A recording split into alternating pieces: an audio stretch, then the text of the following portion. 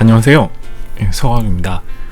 지난 시간에 이어서 이번에도 차트 보는 법 기초 2편 한번 진행해 볼까 합니다. 여기 간단하게 썼는데 사실 별거 없어요. 이제 여러분이 차트를 잘 아시는 분들도 계실 거고, 아니면 나 하나도 몰라요 이런 분들도 계실 거라, 아무래도 이제 제 채널에서 듣는 분들을 위한 어떤 기초적인 지식, 이런 부분들을 공유하기 위해서 만드는 시리즈입니다.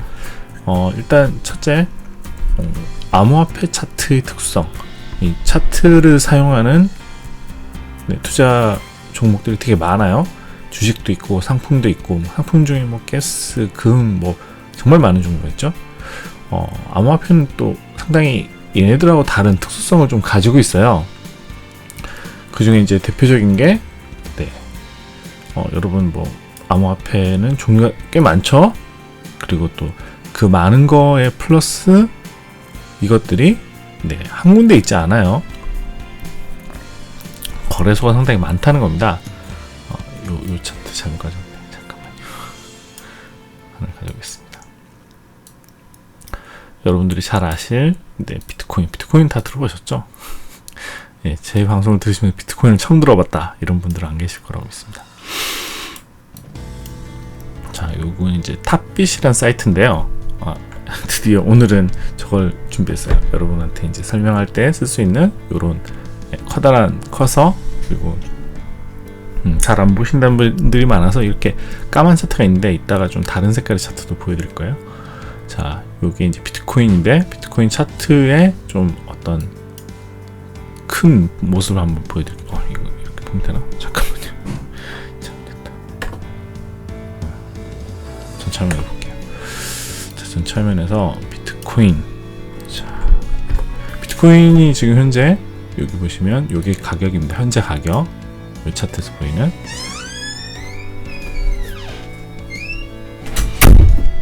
문이 잠깐 열렸다.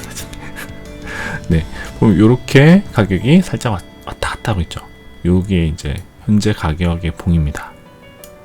지난번에 말로 설명을 하다 보니까 이게 요런 커서가 없어서 조금 오해가 있으셨을 것 같아요. 그래서 이제 설명하려고 오늘은 준비했습니다. 보시면 여기 가격이 이렇게 변해왔어요. 변해왔는데 요거를 음봉이라고 불러요. 음봉. 빨간색이죠? 다른 데 색깔이 다를 수 있어요. 음봉. 일단 음봉을 색깔을 빨간색을 쓰는 경우가 있는데, 한국 주식에서는 또 양봉이 플러스예요. 이거 차트의 설정이긴 한데, 보통 이제 저는 이렇게 음봉이 마이너스 빨간색인 걸 좋아합니다. 눈에 잘 띄잖아요. 주목해야 돼 이런 거죠. 이걸 양봉이라 그래요. 양봉.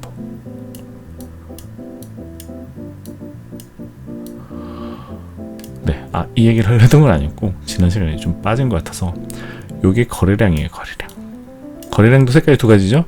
양봉 거래량은 같은 색이고, 음봉 거래량은 빨간색이에요. 그래서 보면 봉마다 거래량이 다 다릅니다. 요건 좀 많죠. 여기 좀 작아요. 거래량이. 요 크고 작은 거래량을 이해하는 게 대단히 중요해요. 왜 이게 이제 여러분들이 생각하는 어떤 그 주식을 바라보는, 또는 코인을 바라볼 때 이 투자 심리를 본다. 거래량을 봐야 돼요. 이 가격은 심리하고 사실 상관이 되게 큽니다만, 좀 속임이 나올 수 있어요. 거래를 많이 안 할 수 있죠. 관망하는 사람이 많으면. 하지만 요거는 속이기가 상당히 힘들어요. 다른 쪽에 비해서. 거래량이 상당히 중요한 의미가 있다. 그래서 오늘 이따가 잠깐 더 언급할 겁니다. 오늘 사실 거래 기법 하나 간단하게 배울 건데요. 완벽한 건 아니지만 여러분들이 이제 거래 기법이라는 걸 생각해 볼 수 있는 어떤 샘플 하나 설명드릴 거예요. 자, 보면 여기에 요렇게 생긴 요선 상당히 이상한 선들이 몇 개 있죠. 요걸 이제 이평선이라 그래요. MA로 보통 표시합니다. 그리고 밑에 여기 이상한 거 두 개가 있죠. 요거를 지표라고 불러요. 지표. 요 밑에 지표를 MACD라고 부르고, 여기 써있죠. MACD. 그리고 위에 있는 건 RSI, 과매수 과매도를 주로 볼 때 쓰는 거고요. 대략 이렇고, 여기 말고 이거는 사실 주식에도 다 있는 것들이에요, 생각해보면. 하지만 코인이 가지고 있는 특수성이 같은 BTC 코인인데도 불구하고 여기 뭐 거래소가 있어요. 바이낸스, CF, 바이낸스, 후오비, 지닥, 비츠, 업빗은 우리나라 거래소죠. ZB, OKX, 디지핑스, 뭐 엄청 많아요. 빗선도 있습니다. 여기 우리나라 거래소. 네. 쭉 있죠. 여기서 되게 재밌는 게 거래량이 다른 건 이해할 수 있어요. 그쵸? 뭐 거래소마다 거래량이 다를 테니까. 하지만 가장 크게 특수한 점이 가격이 달라요. 이렇게 여긴 63,582불인데 56,595불이에요. 아니 이게 어찌된 일이죠? 왜 같은 코인을 거래하는데 가격이 다른가요? 여기서 이상한 점을 느끼셨다면 네, 여러분들은 제 방송을 잘 보고 계신 겁니다. 자, 왜 다른가? 사실 좀 이게 어려워요. 근본적인 문제는 뭐냐면 이게 이제 각 거래소마다 다르기 때문에 각 거래소가 가지고 있는 가격이 다른 부분을 프리미엄이라고 불러요. 그래서 바이낸스가 다른 데보다 비싸다. 그럼 바이낸스 프리미엄이라고 우리가 부릅니다. 업빗이 다른 데보다 비싸다. 업빗 프리미엄이라고 부릅니다. 근데 네, 한국 거래소가 유독 비싸요. 아 물론 네, 더 비싼 거래소들도 있습니다. 근데 그쪽은 거래량이 작아요. 되게 이상한 거래 안 되는 사이트들, 나라 그곳에 있는 것들이 비쌉니다. 뭐 인도네시아 이런 데 가면 이제 금지를 시켰거든요. 얘네들이. 그래서 비싸요. 우리보다 비싸요. 안 나와요. 거래량이 작거든. 근데 우리는 거래량도 많아요. 작지 않아요. 그래서 업빗 거래량만 봐도 잘 봐요. 비츠라는 거래소랑 비교했을 때 작지 않습니다. 별로 이게. 그런데도 불구하고 우리나라가 작아요. 왜 그런가? 여러 가지 이유가 있습니다. 근데 이제 일단 뭐 사람마다 좀 다른 이유를 댑니다만 이제 우리나라 거래소가 이렇게 비싼 걸 들어본 적 있을 거예요. 김치 프리미엄이라고 김프라고 부르기도 하고요. 코리아 프리미엄이라고 코프라고도 부릅니다. 근데 이제 우리나라 거래소는 특수성이 좀 있어요. 뭐냐? 여러분들 바이낸스 가입을 해보시면 알 텐데 가입이 쉬워요. 우리나라 가입하기 진짜 힘들어요. 입금하기가 또 힘들어요. 업빗에 입금하려면 해보신 분들 아시겠지만 특수한 은행의 계좌를 개설하고 한동안 또 입금이 안 된 적도 있었어요. 정부에서 막았었죠. 여러 가지 뭐 핑계를 대고 할 수 있는데 하려면 힘들었죠, 되게. 좀 그렇게 안 꺼지냐? 야, 꺼져라. 잠깐 봐야 되구나. 맞다. 시끄러운데 잘 됐죠. 자, 그래서 우리나라는 일단 계좌 만들기도 어렵고 돈을 입금하기도 어렵다. 그러다 보니 비싼 게 아닐까 하는 추측이 하나 있습니다. 그리고 또 플러스로 이게 김치 프리미엄이 상수가 아니에요. 어떤 때는 뭐 제일 심할 때 한 40%까지도 올라간 적이 있어요. 40%가 얼마나 엄청난 거냐면 예, 지금 보시면 56,000불 대충 한 6,200만 원? 6,300만 원 정도 가격이잖아요. 되게 비싸죠? 그런데 지금 우리나라는 거래 가격이 훨씬 비싸요. 얼마냐? 대충 지금 거래 가격이 한 10% 가까이 비싼 것 같아요. 한 7천만 원 가까이 되는 것 같아요. 비싸죠? 근데 이게 10% 비싼 거예요.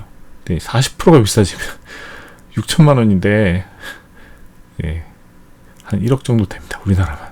이런 경우가 있었어요. 정말 2017년 말쯤에 그런 일이 있었는데 이때는 좀 특수한 이유가 있었던 것 같아요. 지금 와서 돌이켜봐도 그때는 중국 자금이 한국으로 되게 많이 들어왔었어요. 들어올 수밖에 없는 이유가 있었죠. 몇 가지. 그 이야기는 다음번에 하기로 하고 예, 여기서 차트 얘기, 특수성을 얘기하려고 하는데요. 여기서 이해하셔야 되는 거는 거래소마다 가격이 다르다. 그럼 이렇게 생각하실 수 있어요. 아니 그러면 싼 바이낸스에 사서 업빗에서 그냥 팔면 무조건 돈 버는 거 아닌가요? 개꿀. 네, 개꿀입니다. 이거를 이제 보따리 장사라고 가져오잖아요. 근데 문제는 생각해보세요.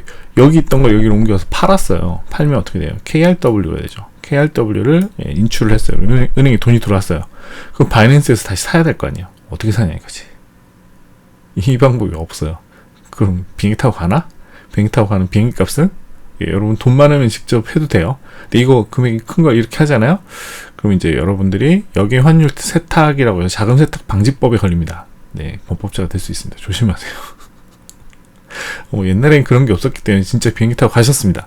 되게 심각한 케이스는 짐바브웨가 엄청나게 비트코인이 비싸게 팔렸대요. 그래가지고 짐바브웨까지 가서 팔고 오신 분 계시다는 전설 같은 이야기가 있습니다. 얼마나 비싸냐면 2배 비쌌거든요. 거기 뭐 엄청나잖아요. 짐바브웨 달러가 뭐 하이퍼 메가 인플레이션으로 이제 그 나라 돈은 가치가 없고 주로 걔네들이 달러로 거래를 한대요. 근데 이 달러가 비싸. 근데 비트코인이 그거보다 더 프리미엄이 올라간 거예요. 왜? 달러는 주려면은 부피가 크잖아요. 걔네들 은행 거래 못 하거든요. 하면 큰일 나니까. 근데 이제 비트코인은 거래가 되니까 그러다 보니 특수하게 가격이 2배까지 올랐었다고 합니다. 하지만 뭐 지금은 전설 같은 이야기죠. 지금 가서 하려 그러면 그렇게 비싸지는 않았던 걸로 알고 있어요. 자, 우리나라가 좀 특성이 있어서 비싸다 보니 외국인들도 침을 흘립니다. 20% 30% 비싸게 팔 수 있는데 그래서 실제로 한국에 와서 팔고 가는 외국인, 뭐 중국인이나 뭐 일본인 또는 일본도 좀 비싸긴 해요. 미국인도 있는 걸로 알고 있습니다. 그거죠.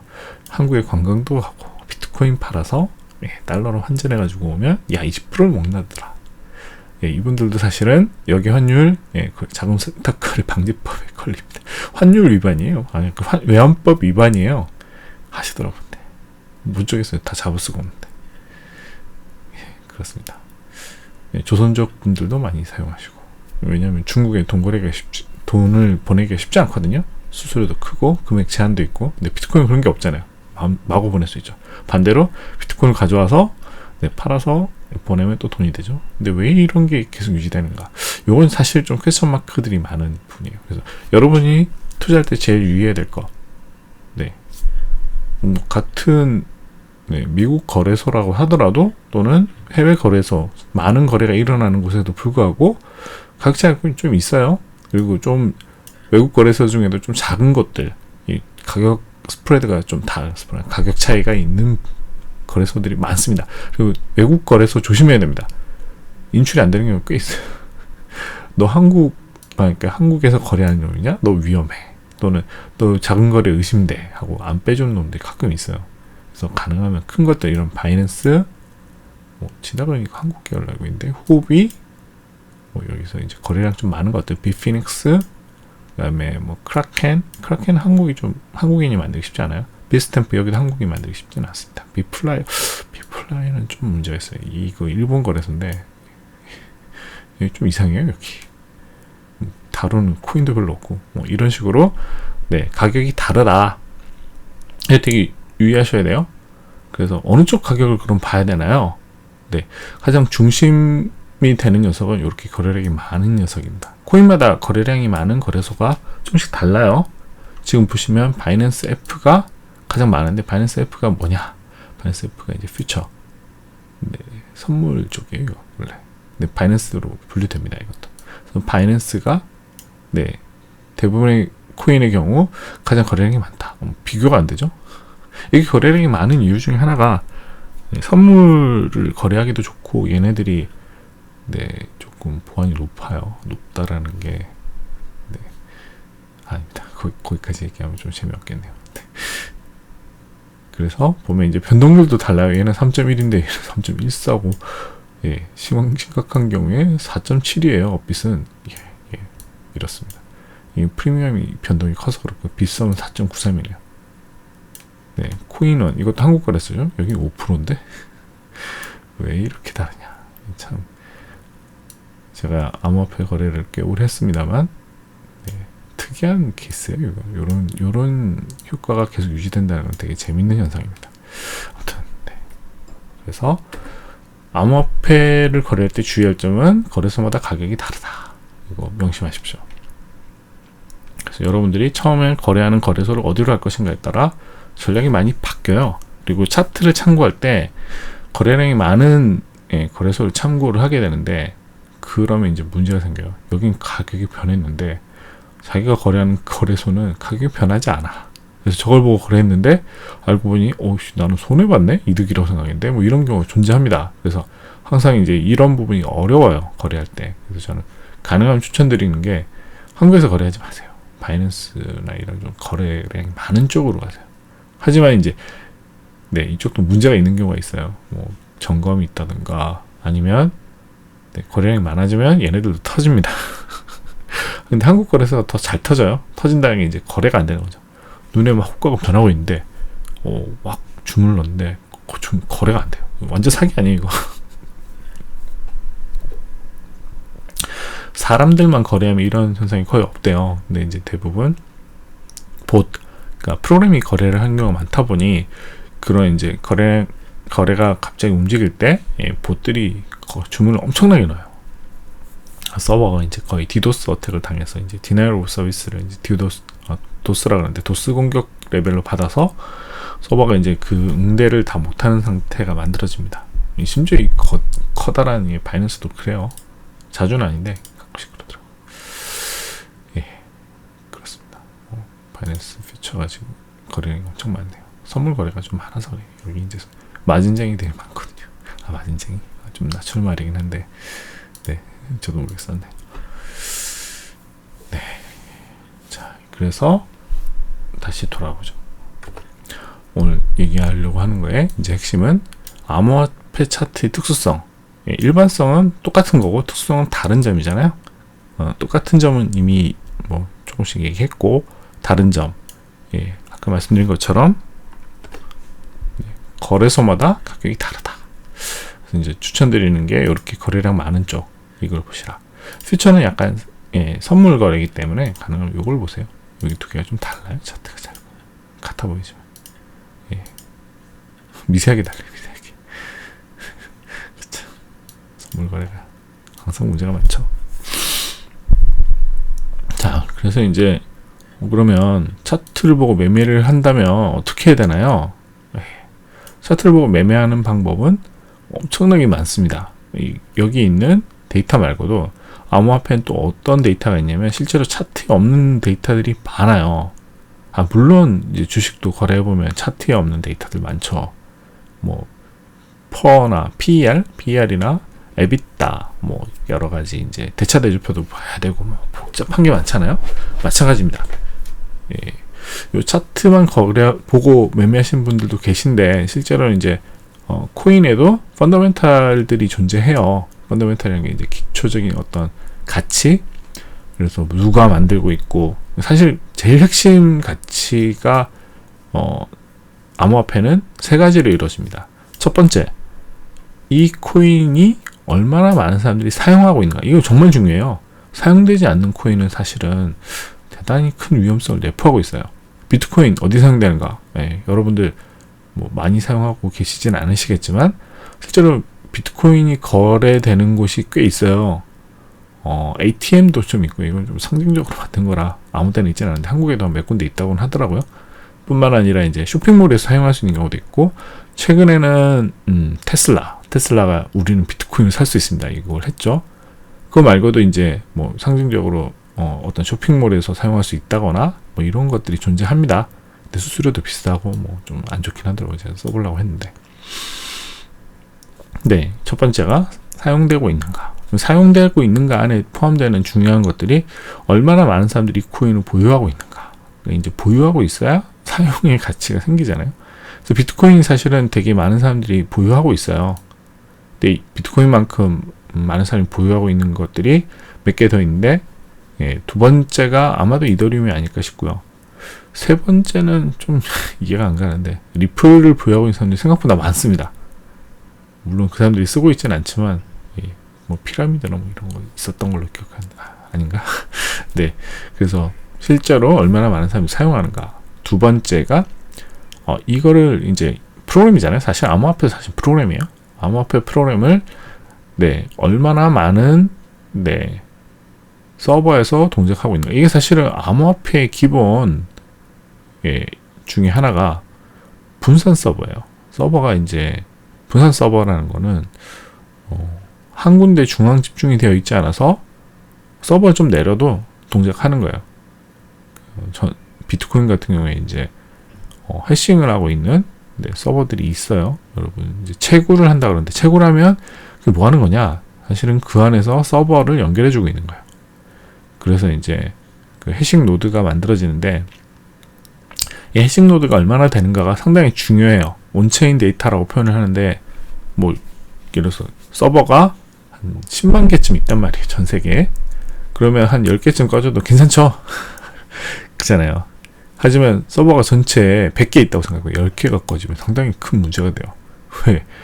아니, 데이터가 꺼지고 나면 이걸 인증하는 게 상당히 나중에 이게 진짜 믿을 수 있나가 되잖아요. 그러다 보니 이제 온체인을 만들고 구성하고 있는 노드의 개수가 상당히 중요합니다.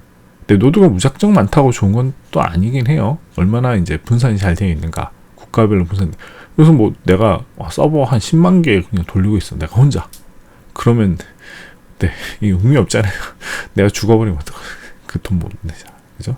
그러니까 얼마나 많은 분산이 되어 있는가, 국가별로, 사람별로 이런 좀 디스트리뷰티드 시스템이 만들어져 있는가. 그래서 이제 체인이 가지고 있는 건강성, 헬스한가, 이게 대단히 중요합니다. 근데 상당히 이해가 안 가는 게 지금 가격이 비싸고 거래량도 크고 볼륨이 되는 코인인데도 불구하고 이제 노드가 작다거나 노드의 가치가 없는 것들, 그러니까 암호화폐 체인의 가치가 없는 것들이 지금 아직 남아있어요. 대표적인 게 리플이에요. 리플은 솔직히 암호화폐가 아니에요, 저거. 게이머지. 죄송합니다. 네, 이건 제 개인적인 뷰입니다. 어쨌든 그래서 체인의 가치를 이해하는 게 되게 중요해요. 암호화폐를 거래를 할 때는. 요거 이제 다음번에 또 체인의 가치에 대해서 따로 한번 다룰 거예요. 이제 세 번째로 중요한 게 이게 또 프로그램이다 보니 이걸 개발하는 주체가 되게 중요해요. 그러니까 지금 뭐 예를 들어서 비트코인 지금 개발을 했던 사토시라는 인간은 사라졌죠. 존재하지 않습니다. 찾을 수가 없어요. 죽은 게 아닐까 다들 의심하고 있죠. 그런데 비트코인은 잘 개발되고 있죠. 이유가 뭐냐? 비트코인을 개발하는 이제 파운데이션을 이제 잘 운영을 하고 있어요. 여기가 상당히 좀 뭐라 그러지? 뭐 나름 민주적으로 개발을 합니다. 그런데 좀 느려요. 너무 안정적으로. 어쩔 수 없지. 너무나도 큰 돈이 걸려있다 보니. 네. 그래서 얼마나 안정적으로 개발되고 있는가. 그런 걸 따지면 이더리움만한 게 없어요. 우리의 비탈릭 아저씨? 저보다 나이가 어리기 때문에 비탈릭 이 친구 딱 봐도 너드잖아요. 얘는 개발 말고는 없는 것 같아, 인생이. 가끔 놀러 다니면서 개발하는 것 같더라고요. 그래서 이런 친구가 개발해주는 게 사실 제일 좋아요. 왜? 이 상징이거든요. 이건 계속 개발되고 있어. 얘를 봐라. 얘가 개발만 뭐 하겠냐. 돈 벌어도 얘는 개발밖에 안 해. 근데 되게 좋습니다. 근데 반대로 이제 돈 벌면 신나서 뻘짓하는 친구들이 있어요. 찰릴이라고 이제 라이트코인을 만든 친구인데, 이 친구는 무슨 된 라리마라는 친구도 있고요. 아니 자기가 만든 코인을 버리고 나가서 또 코인을 만들어요. 그래놓고 나 그 코인 버린 거 아니? 네가 다 팔았잖아. 그럼 버린 거지. 개발도 안 하잖아. 버린 거지. 물론 이제 다른 개발자분들이 받아 잘 하고 있습니다만, 이제 초기 개발자가 떠나는 게 사실 좋지 않아요. 왜 떠나겠어요? 그거 계속 하면 되는데, 뭐 자기가 뭐 그 개발에 흥미를 잃은 건지 아니면 새로운 걸 하고 싶은 게 컸던지, 어쨌든 그 코인이 좋지 않은 영향을 받는 건 사실이에요. 그래서 초기 개발자가 떠나지 않는 게 대단히 중요합니다. 그래서 지금 이제 제가 최근에 최근은 아니죠, 좀 됐네요. 추천을 좀 드렸던 코인들 보면 특징이 그거예요. 개발자가 떠나지 않았어. 뭐 폴카닷만 하더라도 아직 안 떠났잖아. 물론 앞으로 떠날 수 있어요. 떠나면 버리세요. 가지고 있지만. 아니 개발자가 보냈는데 왜 들고 있어요, 그걸. 그런 겁니다. 뭐 인생 되게 심플하게 살면 됩니다. 제가 지금 심플하게 사는 거 좋아해서. 그래서 이제 다시 또 원점으로 돌아와서 중요한 가치 써가면서 하라고 그러셨는데, 죄송합니다. 안 써가지고 있네. 뭐야, 이상하게 또 있다. 11분 누르면 되나? 메모장에 있다.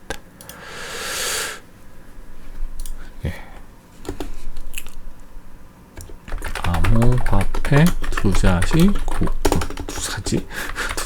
고려할 사항. 1번. 1번 있어서 그냥 대시할게요.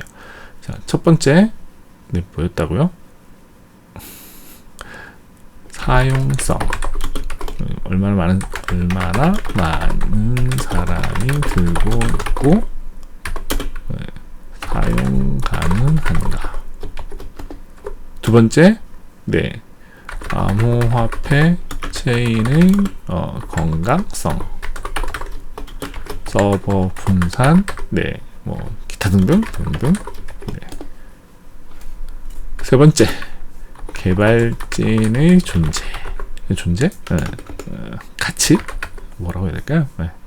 이게 상당히 중요합니다. 그리고 이제 네 번째로 중요한 게, 이게 사실은 좀 논의의 여지가 있어요. 이제 미래 가치라고 표현을 하는데 미래 가치, 미래를 우리가 모르는데 무슨 미래 가치 할 수 있죠. 자, 이게 이제 투자의 입장으로 보는 거예요. 이거 이제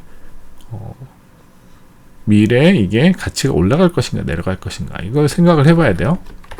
자, 미래 가치를 사실 코인들이 많이 줍니다. 이제 대표적인 게 비트코인인데, 비트코인 뭐 들어보신 적 있을 거예요. 채산성이 계속 낮아진다. 갈수록 채굴할 수 있는 양이 줄어들고 최대 채굴할 수 있는 양이 정해져 있다. 이게 상당히 중요해요. 왜 중요한가? 아니, 코인이 무한히 나온다고 생각해보세요. 캐면 캘수록 나와. 그럼 가치가 유지가 될까? 안 되겠죠? 그렇기 때문에 이제 미래 가치의 상당히 중요한 부분이 이런 부분들이에요. 근데 사실 비트코인을 제외하고 그래도 유명한 이더리움은 네, 채굴 제한이 없어요. 사실 지금으로서 무한히 캘 수 있습니다. 근데 무한히 못 캐죠. 현실적인 제약이 존재하죠. 그러면 갈수록 가치가 낮아지는 거 아니에요? 왜 오르죠? 이해할 수 없는데요? 네, 사실은 그런 것 같아 보입니다. 근데 이제 뭐 이더리움만 가지고 잠깐 얘기를 해보자면, 이더리움을 개발하고 있는 비탈릭이 이제 이거에 대한 Q&A를 한번 한 적이 있어요. 아니, 이더리움이 이렇게 무한히 캘 수 있으면 이게 어떻게 가치 저장소가 될 수 있나요? 가치가 미래에 계속 떨어지는 거 아닌가요? 라고 물었더니 비탈릭이 이렇게 대답했어요. 그렇지 않습니다. 무한히 캘 수 있게 해놓은 거지, 무한히 캘 것 같으면 저희가 바꿀 거예요. 왜? 이게 개수를 제한했다가 개수를 늘리는 건 어렵지만 무한히 했다가 유한으로 바꾸는 건 쉽다. 얘 마인드가 이래요. 개발자 마인드지. 아니, 처음부터 무한으로 해놨까 줄이면 되잖아. 그거 가지고 왜 무한할 거라고 생각하니? 뭐, 아니, 그러면 스펙에 써놓던가. 네, 마침 그런 Q&A도 있고 뭐 여러 가지 이제 자산으로 보는 사람들이 많은데, 비탈릭은 그거 되게 싫어요. 아니, 이게 비싸지면 거래가 잘 안 되잖아. 그러니까 야, 제발 좀 너무 과도하게 사지 마. 비싸게 만들지 마. 재무적 투자자들 되게 싫어합니다. 하지만 이더리움 2.0으로 가면서 약간 좀 그런 성향이 생겼어요. 미래 가치가 생겼습니다. 미래 가치가 생겼다는 건, 네, 가격이 올라갈 어떤 요인이 많이 늘어났다. 이렇게 생각하시면 돼요. 그거 말고도 이제 뭐 지분 증명이냐 채굴이냐 뭐 여러 가지 뭐 미래 가치에 대한 논의가 많습니다. 요건 여러분이 공부를 하셔야 되고요. 제가 이제 코인별로 약간 좀 미래 가치에 대한 걸 따로 한번 다루지 않을까. 그리고 제 실시간 방송에서 좀 많이 다루는 편입니다. 네. 그래서 차트에서 보이지 않는 것들이 좀 있다. 하지만 네, 이런 거 공부하고 보면 되죠. 그냥 공부하세요. 공부하면 됩니다. 저도 공부합니다. 자, 이제 그럼 차트와 매매를 이제 얘기를 해볼 텐데요. 진도 되게 느리다. 네, 1번 다 하고 2번은 이번에 못할 수도 있겠네. 2번은 다음으로 미룰 수도 있겠습니다. 다음 강의로. 강의 하나가 너무 길어지면 보는데 지루하시잖아요. 자, 그래서 자꾸 떨어지고 있다. 네, 떨어질 수 있습니다. 신경 쓰지 마세요. 자, 그럼 언제 사서 언제 파나요? 그러니까 사실은 네, 뭐 매매의 전부예요. 하지만 그 간단한 질문에 대답하기 위해 고민해야 될 게 너무 많아요. 여기 제 차트에 보면 좀 복잡한데, 원래 제가 보는 차트는 이거보다 훨씬 복잡합니다. 근데 이제 여러분들 보기 쉽게 좀 많이 단순화시킨 거예요. 이제 간단하게 언제 사서 언제 파는가에 대한 간략한 이제 전략을 드려볼게요. 이제 시간을 되돌립시다. 이게 이제 전체를 보고 부분을 보는 게 좀 다른데, 일단 이제 제가 많이 보는 시간봉이 여기 15. 잠깐만, 어디로 갈까? 여기 이 엄청나게 떨어진 이 직전으로 한번 가볼게요. 사실 오를 때는 투자하기가 쉬워요. 내릴 때 투자하기가 어렵지. 네. 자, 여기 이제 요게 시간을 선택하는 거예요. 한 봉의 시간, 요거 하나가 지금 제가 선택을 15분을 했거든요. 그래서 요거 하나가 15분짜리예요. 15분.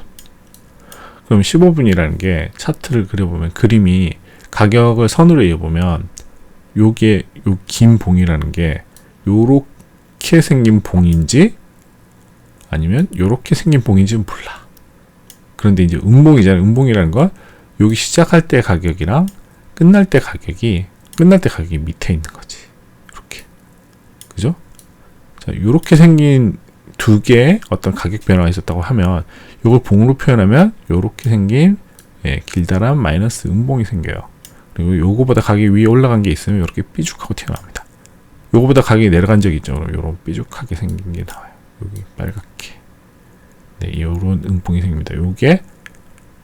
요거 두 개를 표현하는 두 개 다 요렇게 표현이 돼요.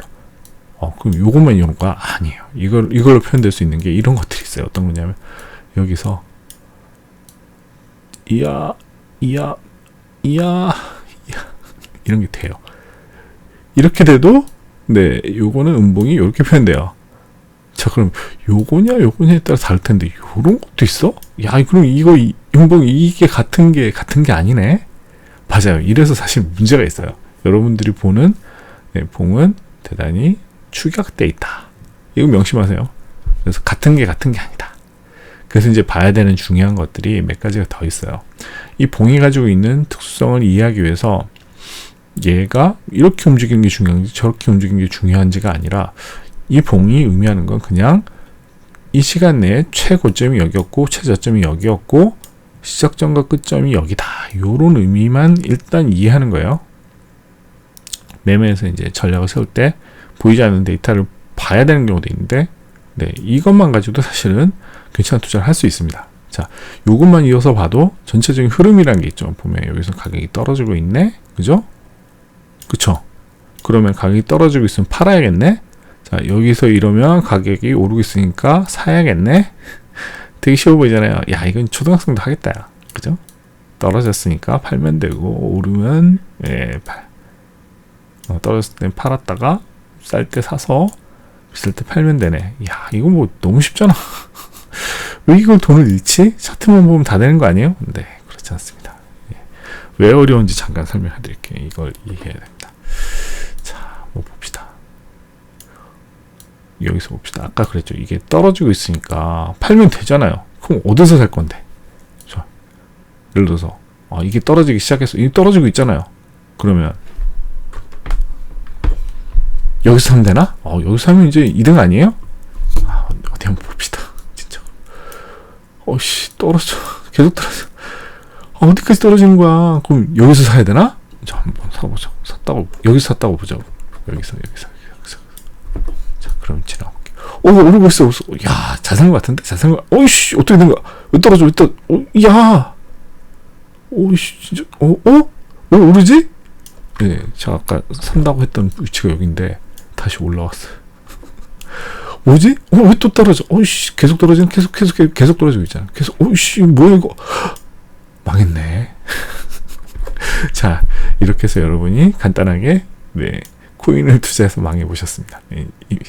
그죠? 우리 떨어져가지고 쌀 때 샀잖아요. 근데 계속 떨어졌어. 다시 오르는 것 같다가 또 떨어졌지. 여기까지 왔을 때는 좀 올랐잖아요. 희망을 가졌는데, 떨어졌어. 망했네. 자, 여러분하고 같이 한번 망해봤어요. 자, 암호화폐 투자를 하시는 분 대부분 이렇게 망합니다. 그래서 암호화폐는 사기라고 그러세요. 물론 암호화폐 사기인 면이 있는 또는 사기인 암호화폐도 많아요. 하지만 암호화폐 전체가 사기는 아닙니다. 여러분이 당한 거예요. 뭐에 당했냐? 공부 안 했잖아. 이 가격이 비싼지 싼지 모르잖아. 그죠? 그럼 쉽게 알 수 있나요? 모릅니다. 그걸 다 알면 다 돈을 벌게요. 하지만 비싼지 싼지 어느 정도 예측할 수 있는 방법들이 존재해요. 그래서 여러분들이 뭐 100%는 아니죠. 한 70% 이상만 돼도 상당히 예측을 잘하는 거고 예측을 하고 예측한 거 가지고 대응을 해야 돼요. 자, 그러면 아까 그 위치로 한번 들어가 봅시다. 아까 여기서 쭉 내리고 있었잖아요. 그럼 이 가격이 사실은 지금 봐봐요. 6만 1,000불. 이게 비싼지 싼지 어떻게 하냐고. 그죠? 자, 그러면 요즘 이제 줌아웃을 했어요. 전처럼 이제 15분은 되게 단기 추세, 그러니까 짧은 시간만 보는 것보다니까 투자를 결정할 때 봐야 되는 것 중에 이제 중장기 추세를 봐야 돼요. 이제 원데이, 데이원, 요 봉 하나가 하루짜리를 봅시다. 어때요? 자, 이렇게 되게 싼 가격이 언제냐면 2021년 말에 디셈버면 12월이죠. 이제 12월 1일 때 가격을 보자고.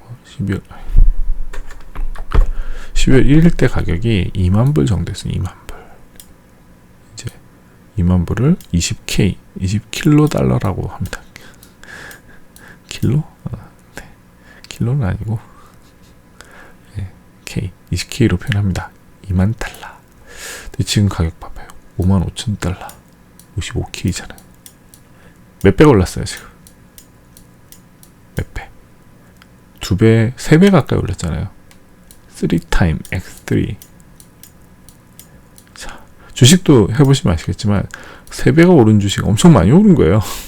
이게 코인의 제일 덩치가 큰 녀석인데 3배가 오른 거예요. 엄청나게 오른 거죠. 그죠? 일단 기본적으로 많이 올랐네. 이거 초등학생도 알 수 있잖아요. 기간에 비해서 한 4개월 만에 3배가 올랐다. 이건 많이 오른 거예요. 당연한 거 아닙니다. 당연하지 않아요. 오르는 거는 호재가 있어요. 오르는 거고, 이 정도 올랐다는 건 상당히 많이 오른 거예요. 그러면 여기에 뭐가 있냐면, 자, 올랐다가 빠지고 요거의 반복에 잘 보면, 그죠? 이렇게 올랐지만 어떤 기간은 올랐고 어떤 기간은 내렸어요. 그래서 언제까지 오르고 언제까지 떨어지고, 이걸 이제 지나고 나서 이게 어떤 패턴을 가지고 있는지 사람들이 다 분석을 해봤어요. 그랬더니 오르고 내릴 때 시그널이 존재해요. 시그널. 잘 보자고요. 자, 여기가 빨간 선이 녹색을 통과하는 구간이고요. 반대로 빨간색이 녹색을 위로 통과하는, 위에서 아래로, 밑에서 위로 통과하는 구간이 있어요. 여기를 쭉 가봅시다. 여기 쭉 가보면 어때요? 오르는 구간이 시작점이죠. 이때가 오르기 시작했죠. 자, 여기 쭉 가보자고요. 자, 이건 내리는 구간이 시작점에 가까워요. 그죠? 그럼 여기도 가보죠. 여기를 쭉 가보니까, 여기도 오르기 시작하는 구간이네? 그죠? 자, 여기를 가보죠. 이걸 골든 크로스라고 불러요. 이렇게 이제 녹색을, MACD가 이제, 플러스가 나는 지점. 그러니까 빨간색이 통과하는 지점을 골든 크로스. 요렇게 거꾸로 레드가 밑으로 내려가는 걸 데드 크로스라고 그래요. 자, 여기도 골든 크로스 났죠? 여긴 데드 크로스. 데드 크로스 지점이 항상 보면, 하락 시작점이건 하락 중간점 정도는 돼요. 네, 여기도 봐봐요. 데드, 골든. 오르고 내리는 거에 어떤, 분기점을 얘가 알려주고 있어요. 보면. 그런 것 같아. 그죠? 그럼 이것만 보고 매매하면 되는 거 아닌가요? 너무 쉽잖아요. 네, 그렇지 않습니다. 이거 보고 매매하면 또 되게 물려요. 왜? 이런 경우가 있거든. 이건 되든가요. 골든, 옆으로 이렇게 기는 것 같을 때 이럴 때가 있어요. 하지만 여기 데드 크로스는 상당히 중요했어요. 왜? 이거 엄청 떨어진 거, 요거 약간 우리 망한 케이스. 그런데 이 골든 크로스가 이거 전에 알려주냐? 그렇잖아요. 요 데이 기준으로 봐도 되는 경우가 있고 안 되는 경우가 존재합니다. 그러다 보니 이거 되게 주의하셔야 돼요. 이 지표는 보조라고 불러요. 보조. 네, 어떤 여러분들이 세운 전략을 보조해 주는 거지, 이거를 맹신하면 망합니다. 이걸 막을 수가 없잖아요. 그죠? 근데 물론 이제 이 보조 지표들을 병합해서 여러분이 전략을 세우면 어느 정도까지 또 막을 수가 있어요. 이게 이런 식의 MACD만 보고 매매하는 걸 MACD 거래법이라고 합니다. 하지만 요것만 가지고는 안 되니까 여기에 요런 거래량을 참고한다든지, 플러스로 다른 지표를 병합해서 참고한다든지, 이런 기법들이 존재합니다. 이제 이거를 제가 설명드리는 건 앞으로 여러분하고 투자 기법을 논의를 할 건데 이런 식으로 투자하는 방법이 있다. 그러니까 이게 비싼가 싼가를 어떻게 할 것인가, 이런 보조지표를 활용하면 어느 정도까지 보완이 된다. 그리고 전체적인 가격을 거시적으로 보는 것이 여러분한테 지금 위치가 비싼가 싼가에 대한 어떤 좀 가이던스가 될 수 있다. 이거에 이제 기초적인 어떤 예가 되겠어요. 여기에 플러스해서 장에서 나오는 여러 가지 정보들을 추가하면 여러분 나름의 간단한 매매법이 만들어져요. 매매법이 단순하면 안 좋은가? 아니에요. 단순한 매매법으로도 돈을 잘 버시는 분들 많습니다. 간단하게 MACD만 가지고도 있잖아요. 정말 재산 잘 불리시는 분들 많아요. 근데 이제 투자기법을 제가 여러분한테 설명드린 건 이제 많은 투자기법에 대한 어떤 인사이트, 그러니까 이해를 하면 여러분의 투자기법을 만들어낼 수 있어요.